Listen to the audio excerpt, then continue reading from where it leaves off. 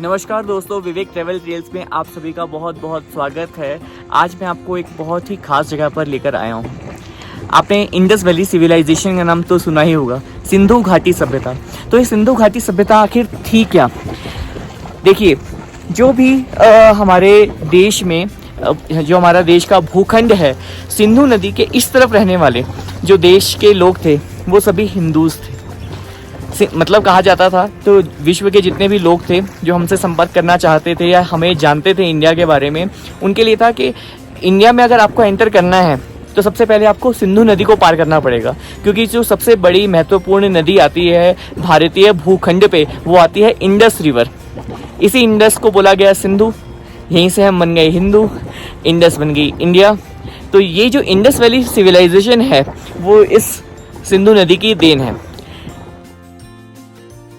देखिए, हमारा जो पूरा देश है वो नदियों के जाल से बना हुआ है। हमारे देश में बहुत सारी सभ्यताएं शुरू हुई। सरस्वती सिविलाइजेशन सबसे इम्पोर्टेंट थी, सबसे बड़ी सिविलाइजेशन थी। सरस्वती सिविलाइजेशन हमारे जो नॉर्दर्न प्लेन्स हैं, जैसे हरियाणा, पंजाब, इन सब इलाकों से लेकर गुजरात, राजस्थान, इस पूरे ये जो इलाका था ये सरस्वती सिविलाइजेशन का पार्ट था। और अभी भी आप अगर गुजरात में आप लोथल जाएंगे तो आप इसके अवशेष देख सकते हैं। तो सरस्वती, जैसा हमारे वेदास में बताया भी गया है कि बहुत बड़ी एक विशालकाय रिवर हुआ करती थी, खासकर ऋग्वेद के टाइम में। तो इस जो सारी महिमा गाई गई है वो सरस्वती नदी की गाई गई है, ना कि और किसी रिवर। फ्रेंड्स, मैं आपको एक किताब रिकमेंड करूंगा, जनरल जेडी बख्शी की एक बहुत ही सुंदर, एक बहुत ही नॉलेजेबल बुक है, द सरस्वती सिविलाइजेशन। तो आप उसके बारे में बहुत अच्छे से जानकारी ले सकते हैं, सरस्वती रिवर के बारे में और सरस्वती सिविलाइजेशन के बारे में, कि कैसे हमारे जो भारतीय भूखंड था उसमें सरस्वती रिवर की क्या वैल्यू थी, क्या महत्व था उसका। अगर आप इसमें जानकारी जुटाएं कि सरस्वती जो नदी थी हमारी, महाभारत काल आते आते, क्योंकि वैदिक काल खत्म होकर जब महाभारत को हमें आखिरी वेद या पांचवा वेद बोला जाता है, तो महाभारत के समय में जो सरस्वती रिवर थी वो बहुत ही एक छोटी, एक क्षीण नदी रह गई थी। उसका जो महत्वपूर्ण कारण था वो यह था कि सरस्वती नदी को अपना पानी दो ग्लेशियर की नदियों से मिलता था। उसमें एक थी यमुना और एक थी सतलुज। लेकिन जो टेक्टोनिक हमारी जो प्लेट्स की मूवमेंट्स हुई, इकोलॉजिकल चेंजेस हुए, उसकी वजह से जो यमुना थी वो ड्रिफ्ट कर गई गंगा जी की तरफ। समझ लीजिए कि अपने जो नॉर्थ में यमुना मूव कर गई गंगा जी की तरफ। तो सरस्वती रिवर को जो ग्लेशियर का पानी मिलना था वो कम हो गया, और वहीं जो दूसरी जो नदी थी सतलुज, वो ड्रिफ्ट कर गई वेस्ट की तरफ, और वो मिल गई सिंधु नदी से।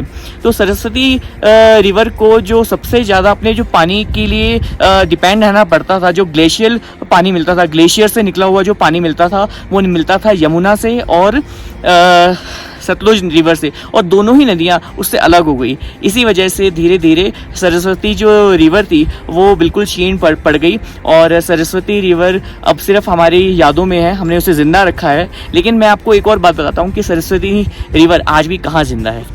फ्रेंड्स, जैसा हम जानते हैं कि जो राजस्थान को डेजर्ट प्लेस बोला जाता है, डेजर्ट वाला एरिया बोला जाता है, लेकिन वो हमेशा से डेजर्ट नहीं था।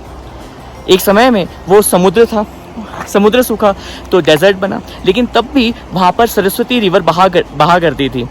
सरस्वती रिवर अपने पूरे वेग से ऋग्वेद के टाइम में राजस्थान से होकर गुजरात जाती थी, और वहाँ से फिर वो सागर में मिल जाती थी।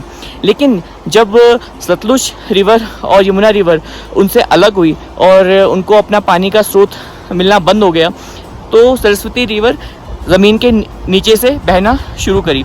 इसीलिए राजस्थान हालांकि डेजर्ट प्लेस है, लेकिन सबसे ज़्यादा जो लेक्स हैं वो कहाँ मिलती हैं आपको? राजस्थान में मिलती हैं। उदयपुर को तो लेक सिटी बोला जाता है कि वहाँ पर लेक्स ही लेक हैं। अगर आप उदयपुर जाएं तो आपको लगेगा उसको बोला जाता है वेनिस ऑफ द ईस्ट।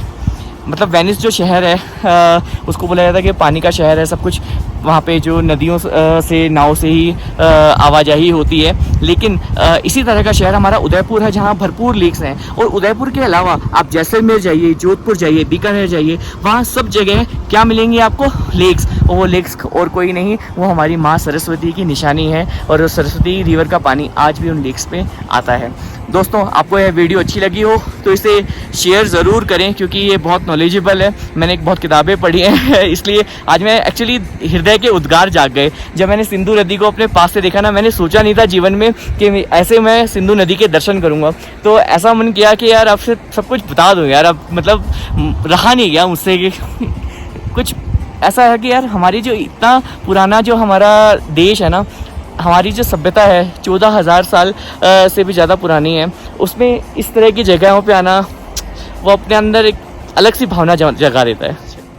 तो आप फ्रेंड्स, मैं आप सभी से यही रिक्वेस्ट करूँगा कि मेरी इस पोस्ट को लाइक करें, कमेंट करें और शेयर करें और मेरे चैनल को सब्सक्राइब ज़रूर करें, मुझे सपोर्ट करें friends. Thank you very much. अपना बहुत ध्यान रखिएगा। मिलते हैं सो मोररी लेक पे।